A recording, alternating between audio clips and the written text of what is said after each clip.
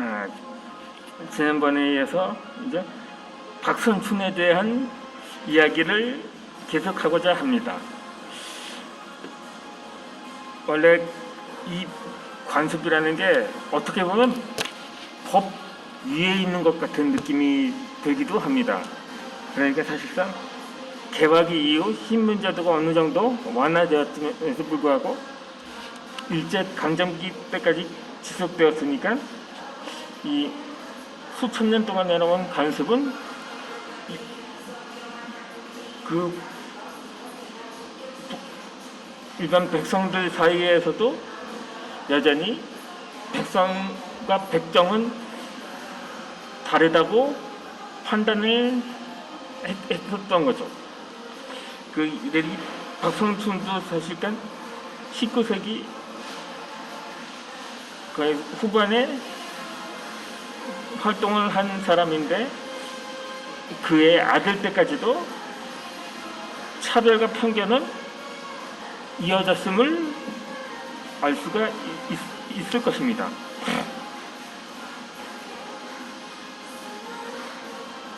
원래 그 유일하게 생존한 마다들인 봉줄이라는 또 다른 가명을 썼거든요. 그러다가 그의 아들은 양이가 되면서 서양이라는 개명을 하게 됐는데 원래 그의 뜻은 성스러운 태양을 일컫는 말이기도 했습니다. 서양 이사라고 해서 처음에 그래서 서양이라고 지은 것이라고 알았을 것입니다. 원래 그 이름에 뜻이 있었던 것입니다.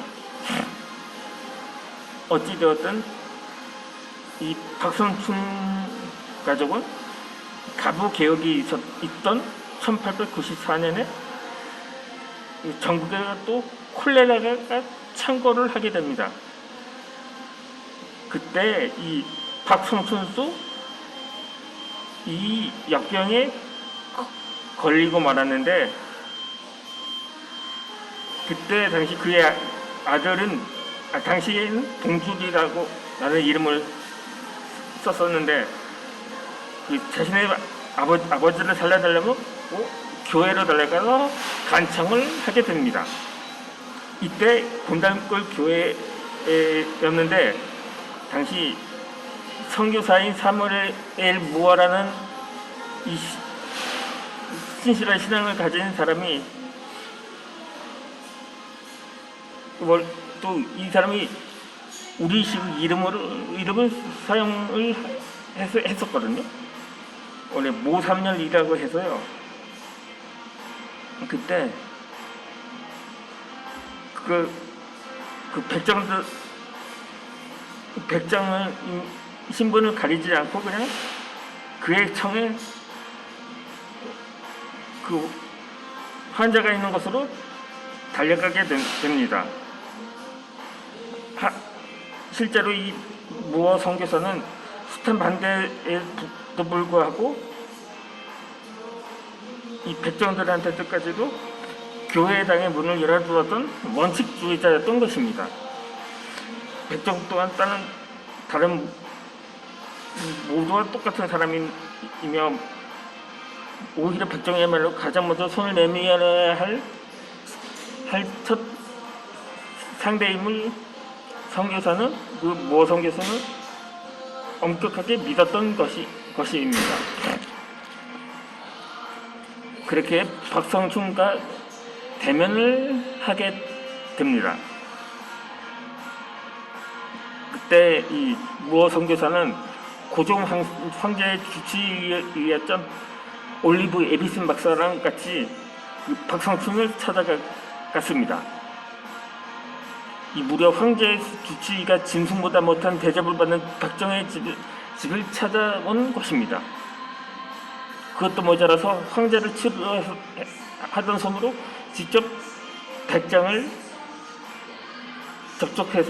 접촉하면서 치료까지 하게 됩니다. 이에 대해 보는 사람들도 놀랐지만 가장 놀란 사람은 바로 박성춘이었던 것입니다. 이제껏 천하백정이라는 굴레에 자신을 묶어두었던 묶어야 살 수 있었던 박성춘의 그 자신의 마음 안에서는 뭔가 깨지고 부서졌던 마음이 생기게 된 것입니다. 이 치료를 받은 박성춘은 그렇게 기적같이 완치가 됩니다.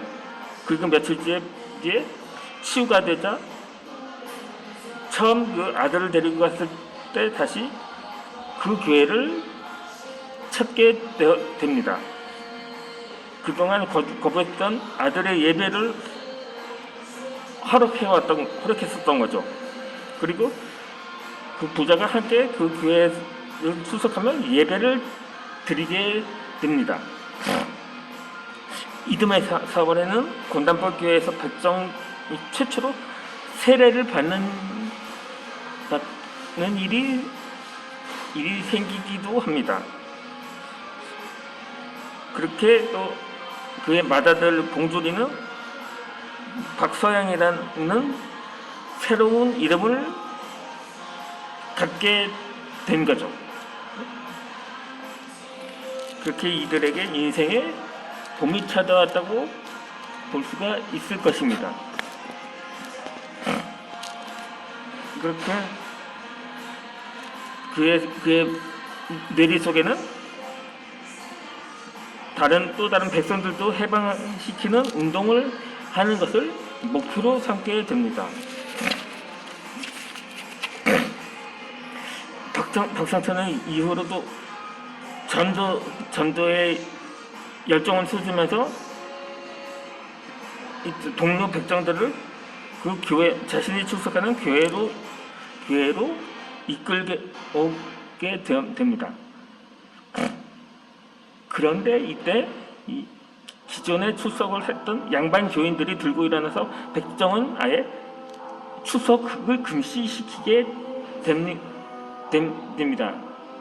아니면 차라리 그 백정끼리 앉는 자리를 따로 만들어 달라고 목소리를 높이기 시작했죠. 원수를 모두 사랑하는 성서에 가르치는